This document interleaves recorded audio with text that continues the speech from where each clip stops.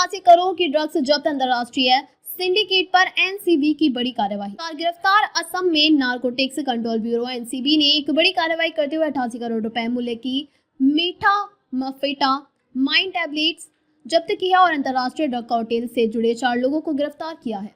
इस सफल ऑपरेशन पर केंद्रीय गृह मंत्री अमित शाह ने एनसीबी की सराहना करते हुए कहा कि ड्रग्स के खिलाफ मोदी सरकार की कार्यवाही बिना किसी रहम के जारी रहेगी। एनसीबी का बड़ा ऑपरेशन, 88 करोड़ की ड्रग्स जब्त। एनसीबी के इम्फाल और गुवाहाटी जोन के संयुक्त अभियान के तहत 13 मार्च को इस कार्यवाही को अंजाम दिया। अधिकारियों ने इम्फाल के लीलोंग इलाके में एक ट्रक को रोका और उसके पीछे हिस्से से मौजूद टूल बॉक्स से 102.39 किलोग्राम मेथाम्फेटामाइन टैबलेट बरामद की। इस दौरान ट्रक में मौजूद 2 लोगों को गिरफ्तार कर लिया गया।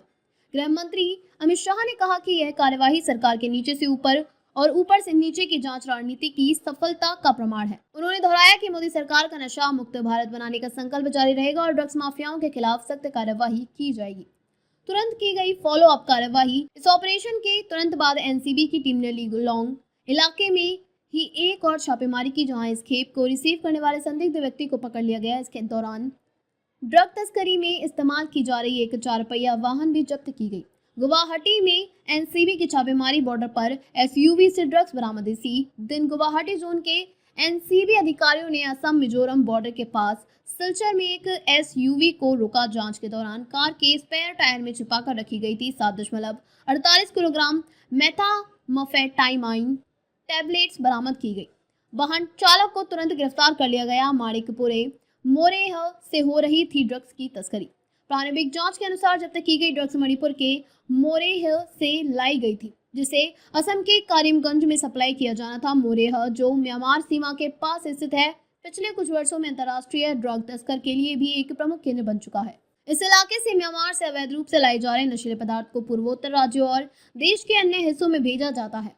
मिजोरम में भी एनसीबी का बड़ा एक्शन, 40 किलो क्रिस्टल मैथ जब्त। इसके अलावा 6 मार्च को मिजोरम राज्य उत्पादन शुल्क विभाग ने आइजॉल के ब्रिगेड बावंगकोंग इलाके के 40 किलोग्राम क्रिस्टल मैथ जब्त किया था। इस मामले में पहले ही 4 लोगों को गिरफ्तार किया जा चुका है।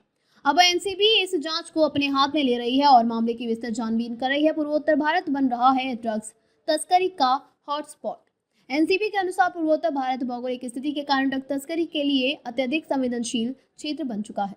यह इलाका गोल्डन ट्रायंगल, म्यांमार, लाओस और थाईलैंड के करीब, जो कि विश्व भर में अवैध ड्रग्स उत्पादन और तस्करी के लिए कुख्यात है। एनसीबी के पूर्वोत्तर क्षेत्र में 5 जोनल यूनिट्स और एक क्षेत्रीय मुख्यालय लगातार मादक पदार्थों के खिलाफ अभियान चला रहे हैं, विशेष रूप से सिंथेटिक ड्रग्स जैसे कि मेथाम्फेटामाइन टैबलेट, जिसे याबा भी कहा जाता है, की तस्करी पर सख्त नजर रखी जा रही है। भारत में ड्रग्स तस्करी पर मोदी सरकार का कड़ा रुख। गृह मंत्री अमित शाह ने कहा कि नशीली दवाओं के नेटवर्क को खत्म करने के लिए सरकार जीरो टॉलरेंस नीति अपनाएगी। उन्होंने कहा कि भारत को नशा मुक्त बनाने के लिए सरकार जमीनी स्तर पर काम कर रही है और भविष्य में ऐसे और भी सख्त कदम उठाए जाएंगे। आगे की कार्यवाही। इस पूरे मामले में अभी जांच जारी है और एनसीबी अन्य संलिप्त लोगों की पहचान करने में लगी हुई है। मणिपुर, असम और मिजोरम की सीमावर्ती इलाकों में ड्रग्स के प्रवाह को रोकने के लिए सुरक्षा एजेंसियां सतर्कता बढ़ा रही हैं। इनपुट पीटीआई, गृह मंत्रालय, एनसीबी रिपोर्ट्स।